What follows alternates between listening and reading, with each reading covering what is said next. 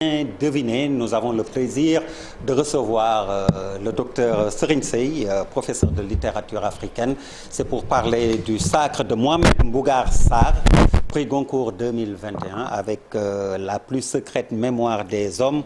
Alors, c'est quoi le secret de ce livre pour décrocher le Goncourt, docteur? Mais avant, peut-être nous parler du Goncourt, qui est le plus prestigieux prix décerné par la littérature française. Bonsoir Abdoulaye Der. En fait, pour parler du Goncourt, oui, comme vous l'avez dit, hein, c'est le prix le plus prestigieux, en tout cas de la littérature française, et on peut dire même de l'espace francophone.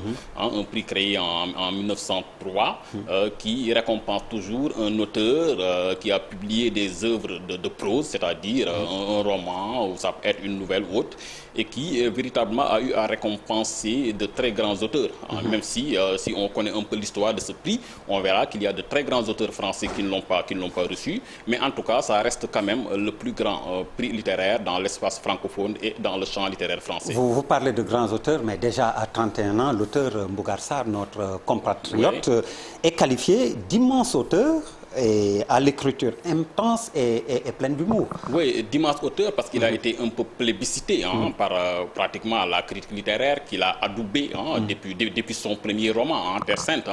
C'est quelqu'un qui a un peu étonné les écrivains. Et justement, plusieurs fois récompensé, c'est pas une première. Oui, c'est pas une première. Avec Terre Sainte, vous l'avez dit, Sainte C-E-I-N-T, justement. Qui a été son premier roman, publié en 2015, qui a été récompensé notamment du prix Ahmadou Kourouma et du prix du roman Métis. Donc c'est quelqu'un qui a pratiquement gagné beaucoup de prix, mais le plus grand prix qu'il ait gagné depuis ses débuts, depuis le début de sa carrière littéraire, c'est ce prix Goncourt. Donc il a été qualifié d'immense talent, vous l'avez dit, puisque c'est quelqu'un qui a su montrer une certaine précocité, surtout dans cette exigence qu'il a dans la création littéraire et dans la création esthétique. C'est un écrivain qui est passionné de forme littéraire, c'est un écrivain qui est passionné de structuration du texte littéraire, et en cela, il me rappelle un certain Boubacar Boris Diop. Boubacar Boris Diop, on va parler de lui. Une semaine très faste pour la littérature sénégalaise, parce que Boris également a primé. Mais justement, jamais depuis la création du Goncourt, en 1903, on avait récompensé un écrivain d'Afrique subsaharienne. Et ça coïncide aussi avec les 100 ans du sacre de René Maran. Oui, les 100 ans de Batouala, puisque Batouala de René Maran a été le premier à gagner... Qui dénonçait la colonisation. La colonisation, entre autres, a été le premier roman d'un écrivain noir, donc a gagné ce prix-là en 1921. Et cette année, on célèbre le centenaire de Batouala. D'ailleurs, l'Université de Dakar va organiser le 25 et le 26 novembre prochain un colloque qui est consacré véritablement à ce centenaire de Batouala. Donc il nous a fallu quand même attendre 100 ans pour avoir un Goncourt noir africain après Batouala. Ça également, ça nous apprend quelque chose sur l'attribution de ces prix littéraires. Mais il faut dire que, en fait, je peux dire même que c'est le premier Africain à gagner ce prix, puisqu'il y a eu Tahar Ben Jelloun, qui est franco-marocain. C'est le premier Africain, véritablement, qui n'est pas binational, puisque jusqu'à présent, il a refusé de demander la naturalisation pour devenir français.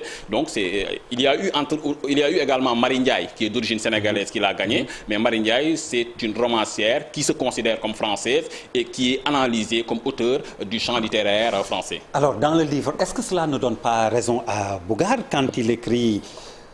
Oui, il dit en tout cas, pour ce qui est de la reconnaissance littéraire, oui, mais en même temps, il écrit, je le cite dans une interview, qu'il pense que le prix ne confère pas de prestige, en tout cas, pas si grand que ça. Oui, en fait, ça il le dit. C'est vrai que c'est un prix, contrairement à ce qu'il dit, c'est un prix qui véritablement confère un grand prestige. Mais lui, c'est quelqu'un qui aussi étonne les gens par sa lucidité de jeune écrivain.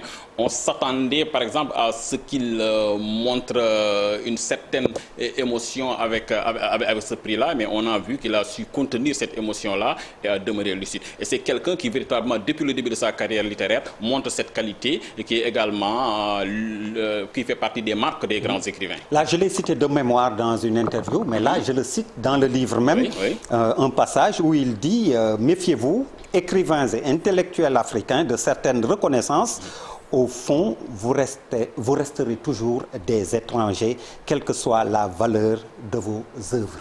Oui, ça c'est en fait cet argument-là naît peut-être d'un constat que lui, il a fait, que beaucoup ont fait par rapport à la situation de l'écrivain africain, en tout cas qui décide de s'ancrer dans le champ littéraire français. On l'a vu avec Batouala de René Maran, malgré le fait que cet auteur-là a été couronné par le prix Goncourt. Par la suite, sa carrière professionnelle d'administrateur colonial a été brisée à cause véritablement des critiques qu'il a eu à recevoir. Et justement, les relations complexes entre la France et le continent africain sont abordées dans le livre de Bogart. En fait, le livre, c'est un prétexte, puisque, en fait, j'aime pas parler de thème principal pour ce livre, puisque le narrateur lui-même dit que donc, quand on pose à un écrivain la question de quoi parle ce livre, c'est la meilleure manière de tuer ce livre. Il dit même rien. Les grands livres ne parlent de rien. Donc, en fait, ici, c'est la littérature, c'est la quête, en tout cas de la figure de T.C. Eliman et de son œuvre là, qui constitue un peu le prétexte pour parler de beaucoup de choses. La littérature, c'est également le lieu où donc vont se rencontrer tous les contraires. La littérature, c'est également le lieu où l'on peut véritablement soulever tous les débats. Et ce débat-là entre la France et l'Afrique a été traité par cet auteur. Donc l'empire colonial français, les relations entre donc les écrivains africains, les auteurs africains et le champ littéraire français, entre autres. Mais en réalité, Djegan Latir Faye, qui enquête dans le livre, et Mbougar dit que nous sommes tous enquêteurs quelque part. Djegan Latir Faye, donc je disais, au fond, c'est une histoire inspirée d'un écrivain malien, Yambo Wologem, qui est l'auteur du Devoir de violence, qui a été couronné par un prix littéraire, le Renaudot, oui. Et qui véritablement après a été accusé de plagiat. Donc c'est quelqu'un qui, avant même ce plagiat-là, il a eu des retours assez négatifs, en tout cas de la part du continent africain, puisque certains l'ont accusé d'ajouter un peu de vin au discours, en tout cas des afro-pessimistes et des racistes.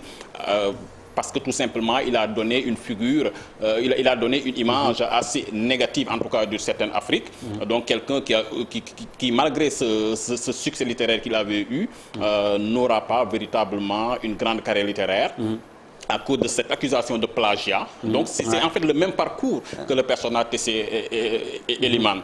La seule différence, c'est que T.C. Eliman, son roman, il l'avait publié en 1938, alors que le roman de Yambo Wologem a été publié en 1968. Donc, après... On sent Bogart fasciné par Wologem? Fasciné par Wologem, ou en tout cas fasciné par son destin. En fait, il tire une leçon du destin singulier de Yambo Wologem. C'est peut-être même pourquoi il est si distant, méfiant avec... En fait, l'un des personnages qui est également écrivain, qui fait partie de ce groupe-là qui s'appelle le Ghetto, donc formé par ces jeunes écrivains africains qui vivent à Paris et qui rêvent de gloire à Paris. Sans pour autant le reconnaître. Lui-même, il le dit à la fin du roman. Qui se moque tout haut de ses récompenses, alors que secrètement, il rêve d'être primé. Il rêve de ça. Donc il le dit dans la lettre qu'il envoie à Djegan quand Djegan sera sur les pas de T.C. Eliman et qu'il va aller au Sénégal, à Fatick, pour retrouver le village d'origine de cet auteur. Et il va montrer, il va dire toute la leçon que les écrivains africains, les auteurs africains doivent tirer du destin tragique de T.C. Eliman, c'est-à-dire de Yambo Wologem. Alors ce succès est également une réussite pour l'édition sénégalaise. Oui, parce que c'est une coédition. Coédition avec la maison d'édition Jimsan, qui a été fondée par Boubacar Boris Diop, par Nafissatou Dia et Felwine Sarr. Donc c'est véritablement un succès également de l'édition indépendante, puisque les éditions Philippe Rey également sont une maison d'édition c'est une maison d'édition qui ne fait pas partie de ces grandes maisons d'édition françaises, mais qui essaie de se battre et d'imposer une certaine vision de la littérature. On le disait une semaine faste avec Boubacar Boris Diop également. Oui, qui a gagné le prix Nostat, donc, ce qui est en fait le Nobel américain. Certains disent que c'est un peu le pré-Nobel, puisque les écrivains qui gagnent ce prix souvent finissent par gagner le Nobel. Et c'est tout le mal que l'on souhaite pour Boubacar Boris Diop, qui est l'auteur d'une grande œuvre littéraire. Et là, on voit qu'en l'espace d'une semaine, il y a deux écrivains sénégalais situés dans des pôles différents et qui ont une chose commune, c'est la recherche, c'est qu'ils font de la littérature une aventure de l'écriture. C'est-à-dire, la littérature doit servir à faire une quête effrénée de la forme littéraire la plus aboutie, en même temps la plus complexe. Et ce sont deux auteurs également qui, à part la différence d'âge, sont situés dans deux espaces littéraires différents. Boubacar Bourgi Diop a résolument décidé de s'ancrer définitivement dans l'espace littéraire africain, de penser le monde et de le réfléchir à partir de l'Afrique, alors que Mbougar a décidé véritablement de s'établir en France il est étudié en tant qu'auteur faisant partie du champ littéraire français, mais également auteur faisant partie du champ littéraire africain ou diasporique. Alors, comment ce prix peut servir d'émulation pour la jeunesse sénégalaise, africaine, et aussi pour nos autorités? Oui, d'abord pour nos autorités, puisque peut-être j'espère en tout cas que ce prix va les inciter à donner plus de moyens à l'édition au Sénégal, à inciter les jeunes à la littérature et à éviter cette rhétorique qui vise toujours à opposer la littérature, les sciences humaines aux techniques au pluriel et aux sciences de manière générale.